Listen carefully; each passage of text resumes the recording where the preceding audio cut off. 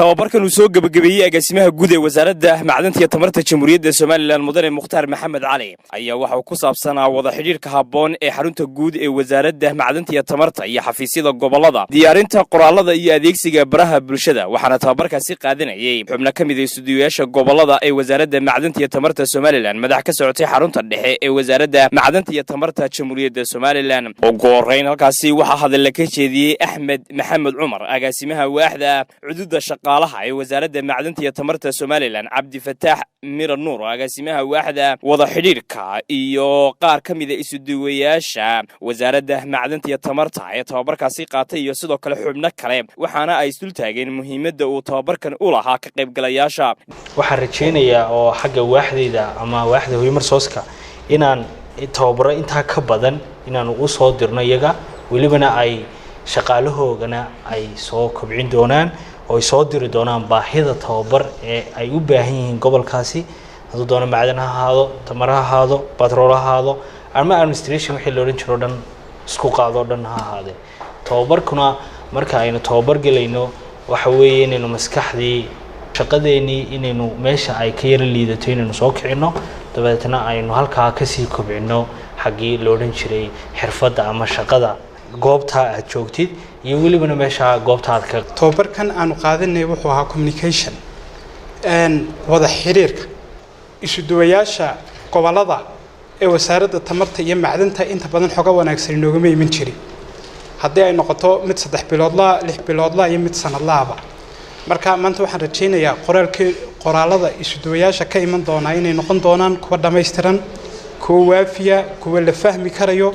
kuwa ku taxalluqa wixii aynu dhiganay mar dhaxda ahayd ayaa Dr. Ibrahim Fiqi ayaa tababar buu bixinayay tababarkii markuu bixinayay ayuu wuxuu damcay inuu gaarigiisa uu ka haysto gaarigii uu dhaqaaqi waayay kadib gaarigii ayaa 30 minute buu kaga lumay inuu gaariga u istaaro gaarigii uu istaari waayay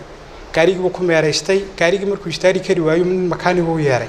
ninkii makaanigii baa ku yiri gaariga waxa ma qabo laakiin handbrake ku dalacan marka annagana handbrake noo dalacna marka handbrake maanta uu noo degay waxaan aadan ugu mahad celinayaa agaasimaha guud ee wasaaradda tamarta iyo macdanta Mukhtaar oo kaashanaya agaasimaha waaxda shaqaalaha oo hadba halka ay baahidu ay ka jirto awoodda inta badan saaraya waxaanu qiraynaa muddadii aanu tababarka qaadanaynay aanu ka hadlayaa afka isduwayaasha gobolada inaan waxa weeyaan ka helay aqoon dheeraad ah iyo waay aragnimo taana insha Allah taala aanu rajeynayno inaanu markaan shaqadii ku noqono laga arki doono qaabka shaqadu ay noqoto iyo waxa weeyaan midhaha ka soo baxa shanta cisho hadii exercise tahay hadii isdhexgal tahay hadii isbarasho tahay waxaan oran karaa wax fiican baa ka soo baxay saddex qodob bin xooga saarayna oo tababarkeena ku saabsanaa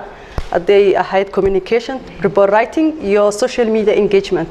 saddexdeena waxa u maleynayaa in si fiican imka familiar ku nahay dhankiisana mudane Mukhtaar Maxamed Cali agaasimaha guud ee wasaaradda macdanta iyo tamarta Soomaaliland ayaa ka warramay muhiimadda ay tababaradu u leeyihiin mas'uuliyiinta iyo sidoo kale shaqaalaha isagoo sheegay in wasaaradda macdanta iyo tamarta Soomaaliland ay ku dadaalayso kor u qaadida iyo xirfadda shaqaalaha kala duwan ee ka hawlgala xarunta wasaaradda ee caasimadda Hargeysa iyo gobolada dalka jamhuuriyadda Soomaaliland si loo helo shaqaale u carbisan oo adeegida bulshada iyo qaranka runtii aad baan ugu faraxsanahay waxyaabaha aan u jeclahay waxa kamid ah in qof shaqaalaha tababar la siiyo ama xirfad la baro waxay doontaa ahaato wasaarad ahaan noqon mayso markii koowaad laakiinse waxay noqon doontaa inaanu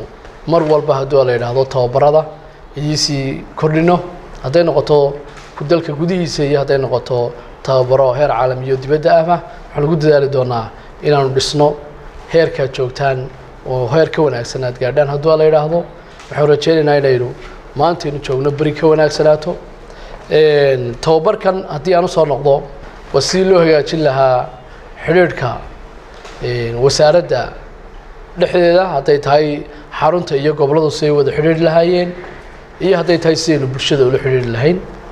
waxaan rajeynayaa inay dhammaantiin aad uga faa'iideysan doontaan oo uga faa'iideyn doontaan shaqaalihii idila shaqeynayay goboladii aad ka timaadeen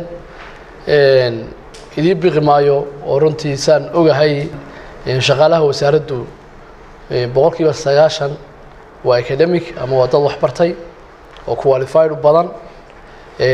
hadday noqoto gobolada iyo hadday noqoto xarunta taana waa ilaahay wax loogu mahadnaqo alxamdulilah laakiinse waa inaynu marba marka halkaynu taagannahay aynu sii yar kordhinaa